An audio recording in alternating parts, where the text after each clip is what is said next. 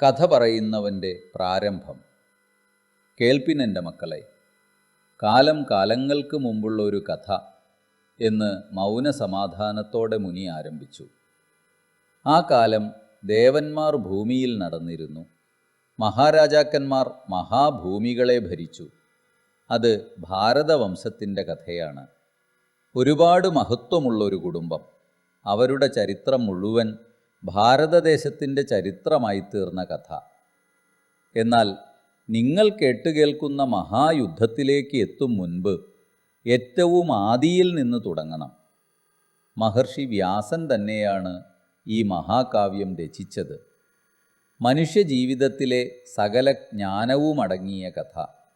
അദ്ദേഹം തൻ്റെ ശിഷ്യനായ വൈശമ്പായനനോട് അത് പറഞ്ഞുകൊടുത്തു.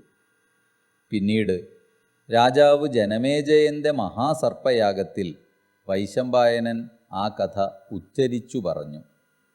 അവിടെ ഉണ്ടായിരുന്ന സൗദി ആ കഥ കേട്ടെടുത്തു. ഇന്നിവിടെ നിങ്ങൾക്കു പറയുകയാണ്.